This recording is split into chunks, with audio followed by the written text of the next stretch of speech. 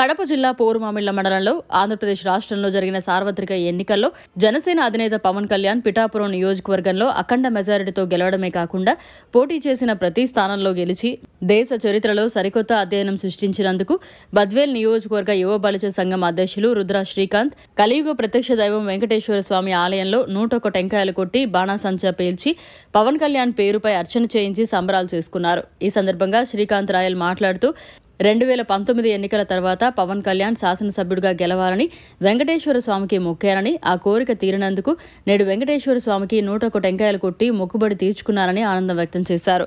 ఈ కార్యక్రమంలో బలిజ సంఘ నేతలు తిరుమలశెట్టి సుబ్బారావు, సీతా వెంకట సుబ్బయ్య, రెడ్డిచెర్ల రామకృష్ణ, యనమల సుధాకర్, జాండ్లవరం చలపతి, సీతా బాలాజీ, లకిడి శ్రీరాములు, తోట జనార్దన్, లాయం బాబాయి, లకిడి వంశీ, పవన్ తదితరులు పాల్గొన్నారు.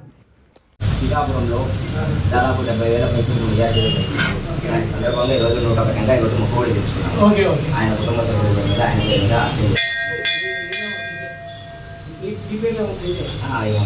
ఆయన బాగుంటే రాష్ట్రం మొత్తం బాగుంటుంది. జనకుల కోసం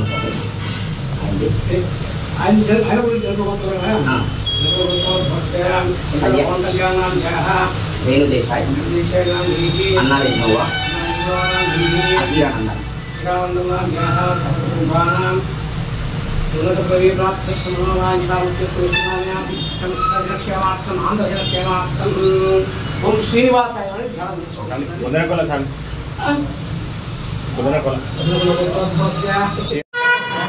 శ్రీకాంత్ రాయల్ బద్వేల్ నియోజకవర్గ యువ బలిజ సంఘం అధ్యక్షుడిగా గత 11 సంవత్సరాలుగా పనిచేస్తున్నాను. 2019లో పవన్ కళ్యాణ్ గారు శాసనసభ సభ్యుడిగా పోటీ చేసి భీమవరం గాజువాకలో ఓడిపోయిన తర్వాత కలియుగ ప్రత్యక్ష దైవం శ్రీ వెంకటేశ్వర స్వామి వారిని 2024 ఎన్నికలలో జనసేన పార్టీ అధినేత ఎమ్మెల్యేగా ఎన్నికైతే 101 టెంకాయ కొడతానని మొక్కుకున్నాను. ఆ కోరిక ఈరోజు నెరవేరినందుకు గాను ఆ వెంకటేశ్వర స్వామి వారికి సర్వదా కృతజ్ఞతగా ఉంటూ ఈరోజు ఆ మొక్కుబడి తీర్చుకుంటున్నాము. దానికి సహకరించిన మా కుల సంఘ సభ్యులందరికీ, అదేవిధంగా జనసేన పార్టీ కార్యకర్తలకు మరియు ఎన్డీఏ భాగస్వామిలో కూటమిలో భాగమైన తెలుగుదేశం పార్టీ మరియు బీజేపీ కార్యకర్తలందరికీ ప్రతి ఒక్కరికి పేరు పేరున కృతజ్ఞతాభివందనాలు తెలియజేస్తున్నాము.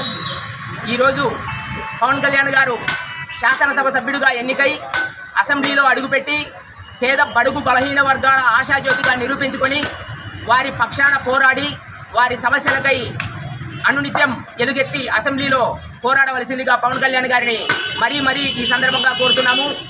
జనసేన కార్యకర్తలకు ముఖ్యంగా పిలుపునిచ్చేది ఏంటంటే పవన్ కళ్యాణ్ గారి ఆశయ సాధన కోసం ప్రతినిత్యం అనునిత్యం కష్టపడి వారి యొక్క ఆకాంక్షలు నెరవేర్చవలసిందిగా, అదేవిధంగా పవన్ కళ్యాణ్ గారు ఇప్పటి నుంచి రాజకీయాలలో చిరస్థాయిగా నిలబడి ఎన్నో ఉన్నత పదవులు సాధించి ఆంధ్ర రాష్ట్ర భవిష్యత్తుకు దోహదపడవలసిందిగా మరీ కోరుతున్నాము.